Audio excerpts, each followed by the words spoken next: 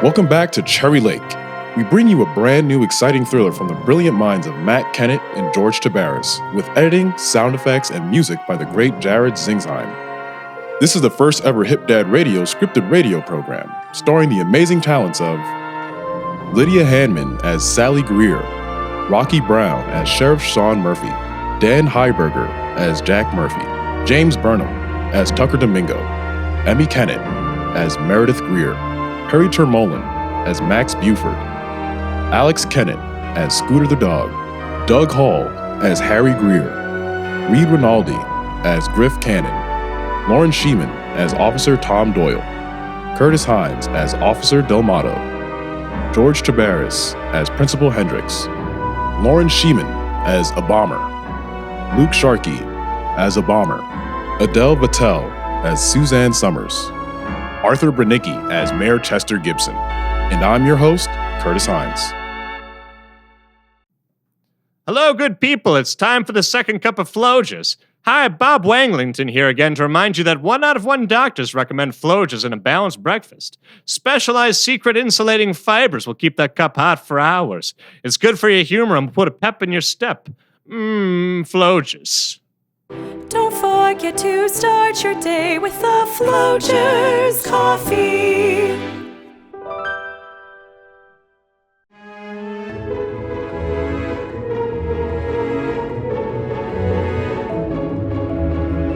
Cherry Lake is a tale of intrigue and mystery in the perfect quaint town of Bonneville, Michigan, known for their delicious cherries.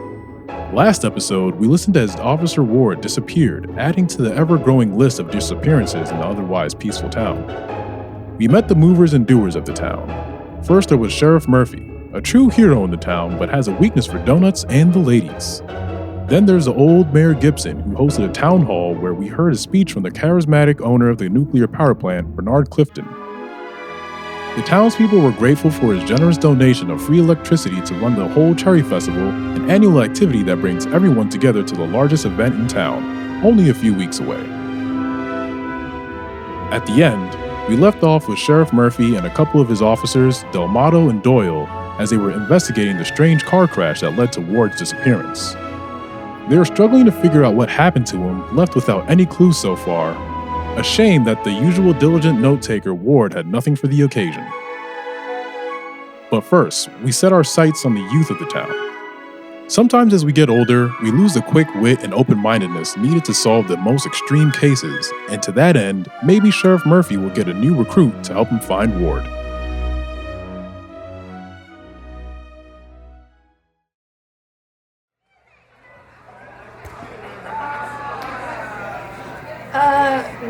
What are we eating today? Meat stew. Just meat stew, or what kind of meat? Beef, chicken? Meat. I hate Mystery Meat Monday. We are now at Bonneville High's lunchroom where we join a young girl named Sally Greer and her best friend Tucker Domingo. They are in their senior year striving to make the world a better place by exposing the grave injustices in the world with their role as editing chief and vice chief respectively at the school's newspaper. Every lunch period is spent discussing the gossip and events that have transpired to find new stories worth writing about. I can see that our story on lunch food didn't make any changes to the menu. Sometimes I wonder if anybody reads the newspaper. Well, I know the teachers read it, but they don't eat mystery meat. They get much better food in the lounge. We need to write about something that everyone will want to read. Really captivate the whole student body. That's the only way to get real change around here. We could always run the Cherry Fest preview. People always want to read about that. People will read it, but that's not what I was thinking of. We want something that'll really blow the lid open on a big story. Oh, what about the big game this Friday against the Holland Hares? We could write about that. This is a big game for our fighting tortoises. We could actually make state. To think that we are playing in that mess of a gym, though. You notice that graffiti is still there? It's always been gross there, but this is a new low. No one will want to come to the game. It's a disgrace. The whole state of Michigan will be laughing at us. How dare we not clean up some basketball game? Hey, take this seriously. This is our school's reputation on the line. Yeah, you're right. Sorry. It's okay. And hey, I think I know who did it. Look over there at the bomber's table. Those bomber boys think they are so bad. They act like they run this town. Whoa, just because they wear leather jackets doesn't make them criminals. Well, not yet.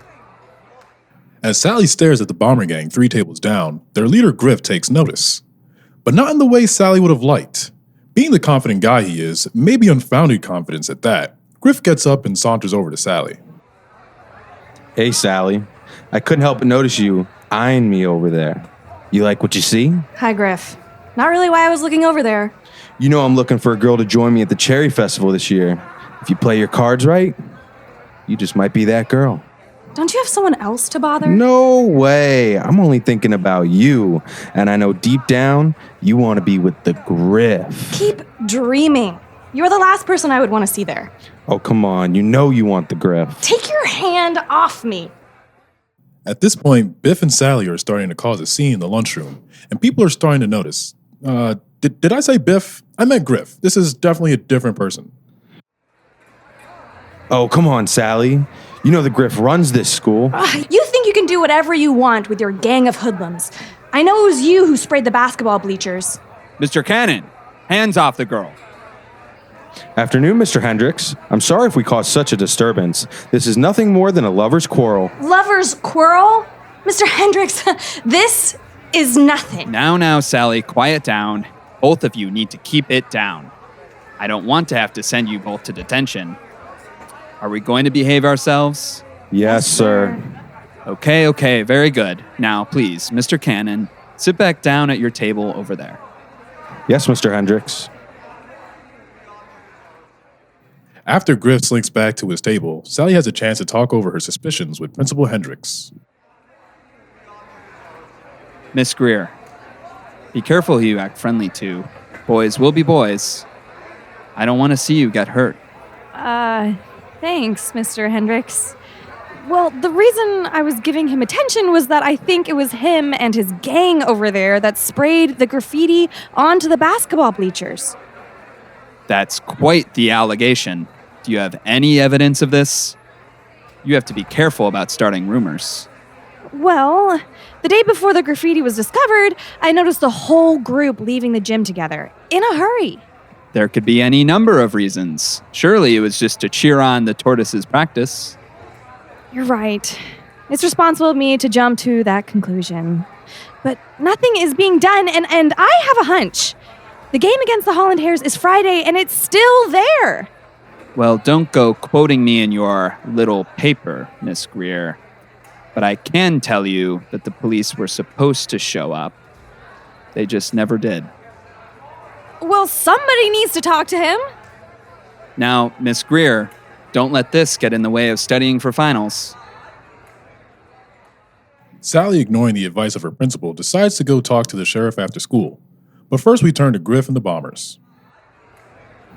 Ooh, rejected again there, Griff? Lay off it. You never had a chance, Griff. Jack Murphy. You'll never have a chance to ride with the Bombers. You're too focused on basketball to be bad. There's a reason why the Bombers get all the girls. We're the bad boys. You're just a normie who's scared of his father. The Bombers aren't afraid of the law. Hey, I am not afraid of my father. He may be the sheriff, but I'm bomber material. And you know I'm on the basketball team. I'm just as dedicated to the bomb squad as I am a b-ball. The Bombers need you to be in 100%. This is one or the other, hotshot. What's it gonna be? I can do both. Then prove it. Go tag Daddy's cop car. Show us you're the real deal. Today, after school. Come on, Griff, take it easy. No! I'm tired of putting up with this. If he thinks he can hang with us, he needs to start proving it. Whatever. I'll see you guys. Have to get ready for the game tomorrow. Don't bother sitting with us anymore if it's not done. Remember, the Bombers rule this school, and that's why we get the girls. While Jack is mulling it over, we turn back to the sheriff and his deputies at the crash site at Cherry Lake. What was the sound we heard at the end of episode 1? Now we can find out after this short break.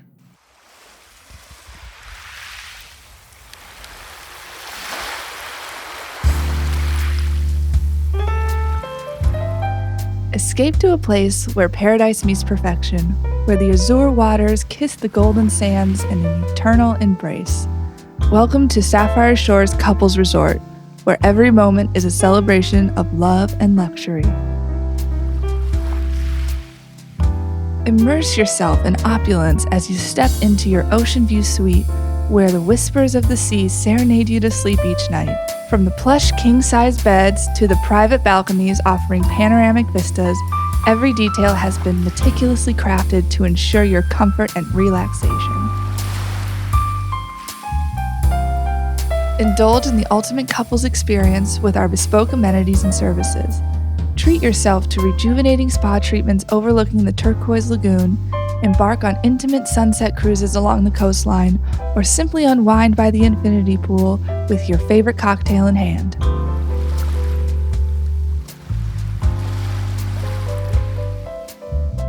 For the adventurous at heart, Sapphire Shores offers a plethora of exhilarating activities to ignite your passion. Explore the vibrant marine life beneath the waves with guided snorkeling tours, embark on thrilling jet ski adventures across the open sea, or simply stroll hand in hand along our pristine beaches as the sun dips below the horizon. And for those seeking a touch of history, don't miss the opportunity to visit the legendary sailboat of Captain Sapphire himself, docked right here at our resort. Step aboard and immerse yourself in the tales of his daring voyages and maritime adventures, a testament to the enduring spirit of exploration that defines Sapphire Shores. So come book your getaway you've been dreaming of. Call us today.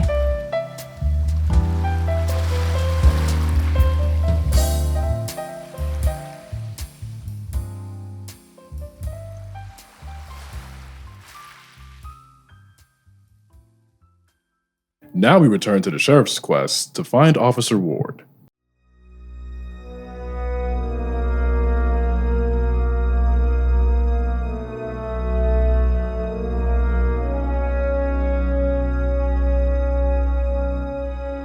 All my years policing, I've never seen a case like this. Ward's usually so careful too, such a diligent note taker. You'd think there'd be more to go off of. Stranger than a house cat barking. Mayor Gibson won't be too happy about it. Hold up, whoa. What is that? Scooter! It's so great to see you're alive. What happened to Officer Ward? Well, it's so great to see you too, Sheriff. Ward's gone. Taken away. Taken away? Who took him, boy? I don't know. Did you see anything? Anything at all, Scoot? Sounds like Scooter doesn't remember much. Maybe we show him the evidence. Good idea. Hey, Doyle, give me that notebook real quick. He wrote a lot in here about some sort of nuclear waste or something, but maybe his scent is still here, so it might be useful. Here you go, Sheriff. Can you get a scent on this, Scoot?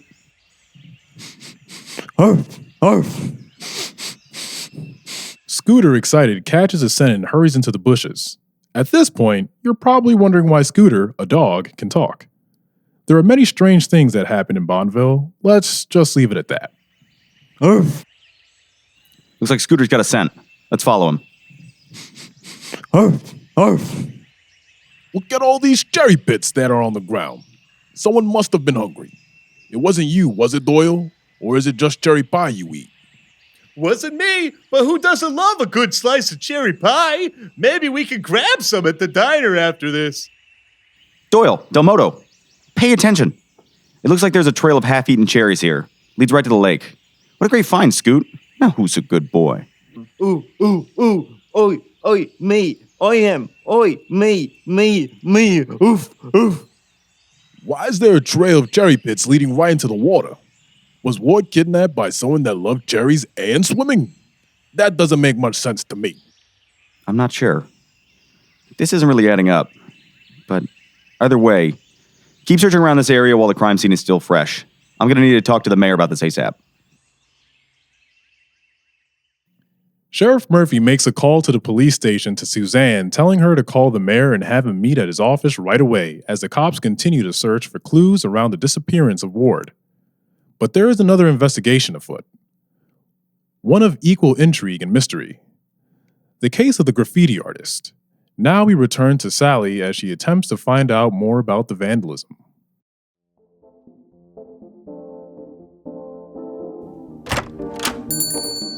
Oh, hey, Sally.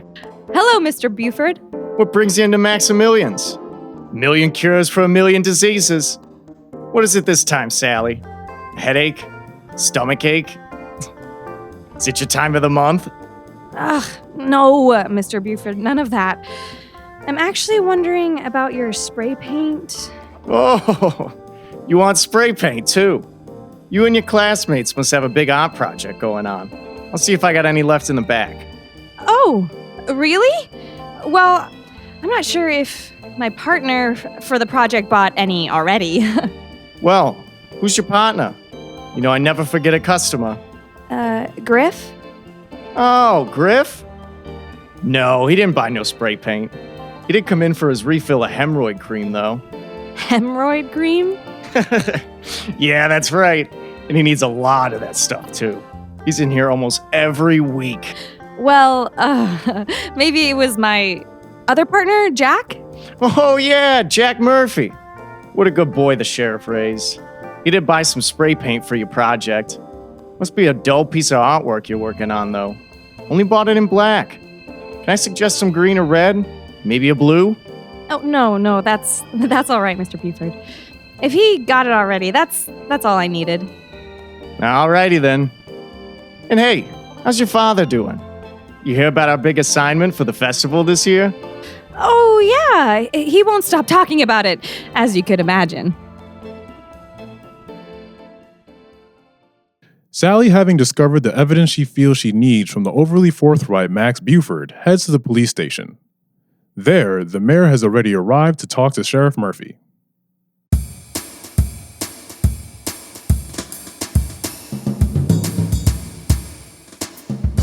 Sheriff Murphy, I came as fast as I could. What seems to be the problem here? This better not be just another lost cat. Please, Mayor Gibson, sit down. This is serious. This morning we discovered the car of Officer Ward crashed into a tree. Ward wasn't anywhere around the crime scene. That's horrible. I'm sure he'll turn up, don't you think? I'm not so sure. It's safe to say at this point we need to declare him a missing person like the others, and maybe with the help of more people. Well, hold on now, Sheriff. You didn't tell anyone else about this, did you? Not yet, but... Good. Let's keep this one between you and me. It's one thing that we keep losing young men that come to town. That was horrible enough, but to lose Officer Ward, that's on another level. Not right before the festival. Are you serious? Respectfully, sir, I can't disagree more.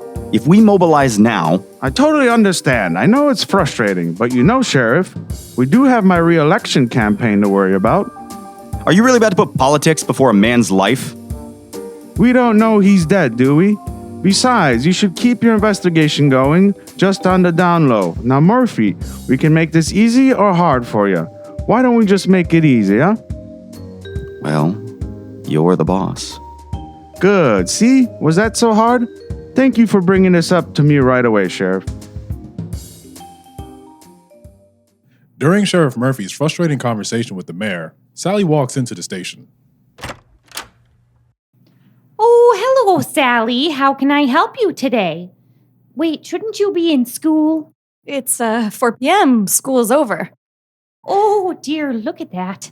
The day has slipped by, hasn't it? Is the sheriff in today? I need to talk with him again about another story I'm writing for the school newspaper.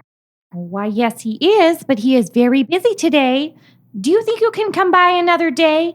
I can schedule a meeting for you two on Friday. Susie, I called in yesterday and you said the same thing. Now, this is a very urgent matter that needs attention. Students have been vandalizing the school and nothing is being done. The bleachers still have the saying, "School is a prison," written on them, and we have a game on Friday against the Holland High. Don't you think it should be addressed before the whole town sees this? Oh, Sally, you are such a spunky little girl. I'll try and get you in with him today, but there is a lot going on. You will just have to be patient, hon. Okay. Oh, Scooter. Oh, yes, play with Scooter while you wait. Scooter, where have you been today? You're all dirty. Like, Cherries. Crashed car. Why were you over there? Was anyone hurt? Dunno. I'm worried. Oh no! Now I'm worried. After waiting for some time, Sally is getting impatient. Finally, Suzanne looks up from her one-handed typing to say goodbye to the leaving mayor. It looks like finally, Sally will get to see the sheriff. Sally, dear, Sheriff Murphy can see you now. Finally! Thanks, Susie. Sally enters the sheriff's office. Sheriff Murphy! Hi, Sally. How are you? There is a serious graffiti problem at the school that is getting ignored. Sally, what did we talk about the other day? In polite society, we say hello when we enter a room. Ask how the other person's day's been. Then we can talk about whatever it is you're on about. Hello, Sheriff. How are you? Well, now, was that too hard? Anyway, let's just get this over with. There's a lot going on today. Sheriff, the big game against the Holland Hares is Friday. We can't have the whole town see our gym in this mess. And why isn't the janitor cleaning this up? Have you spoken to Principal Hendricks? You know, I hear it's his job to take care of the school. They already have cleaned it up, only for it to re-emerge. This isn't the first time this happened. Well, look, Sally. I'll have Officer Doyle take a look at it tomorrow, but that's really all I can do right now. You get Doyle on this? I think this could be gang activity. Don't you think that's something Officer Ward could take a look at? This isn't really Doyle's specialty, to put it nicely. Officer Ward is on special assignment right now. Indisposed at the moment, actually. Sally, just be happy we're sending anyone at all. Frankly, there's way more important stuff going on right now. Don't you even care? This basketball game is the most important thing this town has, other than the Cherry Fest. No, Sally, no one's gonna care about this. It's just a little graffiti. We'll send Doyle if you think it's gang-related, but otherwise, that's really all we can do. All right? Maybe your son Jack will care. I think it's time I take you home, huh? Come on, let's go. Oh, hey, Sheriff Murphy, you heading out? Yeah, need to take Sally home. Well, don't forget to bring along Scooter. Right. All right, Scooter. Let's go.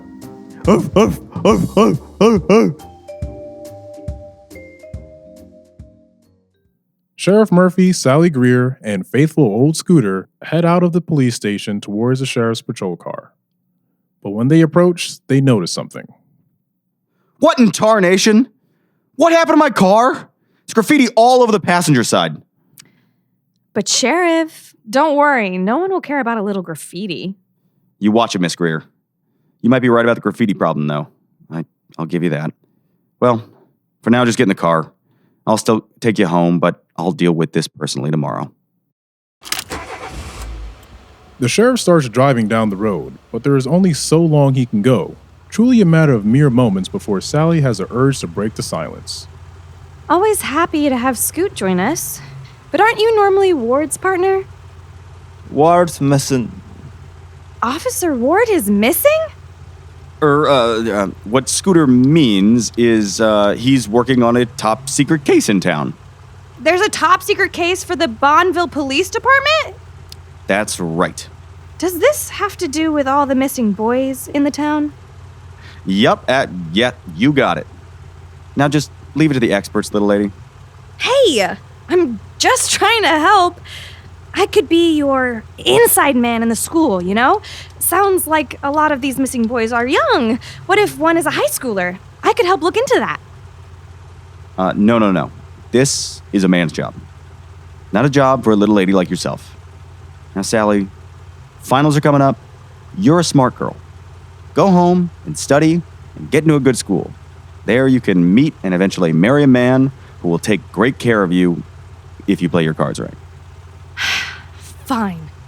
Then take me home so I can study. Good. I'm glad you're finally coming to your senses. Now, mind if I turn on the radio? There's this great station up here called Hip Dad Radio I've been listening to recently. They always have the hottest new tunes to get me in a good mood.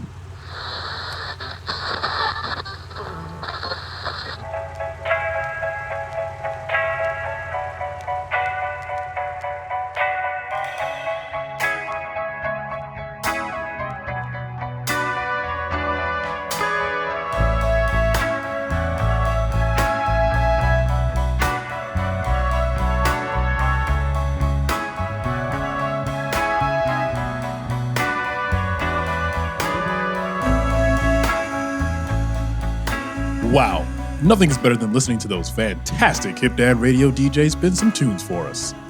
And remember, today's episode is brought to you by Camel Cigarettes. 9 out of 10 doctors agree.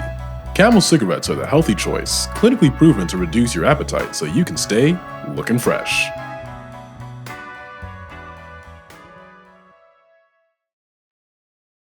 Now, by this time, Sally has arrived home, opening the door to some worried parents and dinner that's starting to get cold.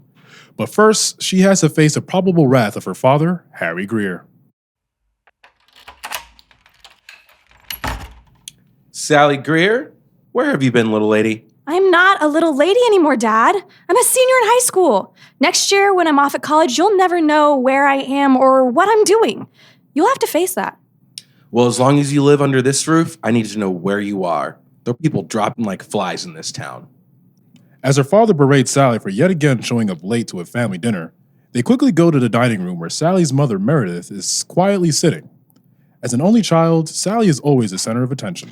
Hi, Mom. Dinner looks great. How was your day? Now, Sally, sweetie, we were worried sick about you. Where have you been? You almost missed dinner again. That's right, Sally. Answer your mother. Well, I was kind of at the police station. The police station? Oh, nothing bad. I wasn't in trouble or anything. I was working on a new story for the paper about this large graffiti problem in the school. Sally proceeds to explain the whole situation, from the discovery of the graffiti on the bleachers to the graffiti on the sheriff's car. Well, at least she was at the police station, the safest place in town. For God's sakes, what's going on in this town? Gangs in the high school, people missing in action. Sounds like the police force just can't keep up. Sally, I don't like the idea of you running around there trying to solve crimes. I need you home every night this week until things are safer. Oh, come on. That's not fair. What about the big basketball game? Everyone will be there. Sally, it's just not safe. I think you are... Now, who could that be calling and interrupting dinner? Not sure. Could it be the factory? I'll run and get it. During the commotion, Sally takes the opportunity to run to her room. Her mother is in tears. She cannot bear to see her little Sally growing up so fast. Hello? This is the Greers. Her father anxiously answers the phone. Tensions have never been higher than the Greer household that night. You could cut it with a butter knife. Hello? This is the Greers. Oh, Mr. Clifton? To what do I owe the pleasure this fine evening? Okay. Okay, I'll be right over.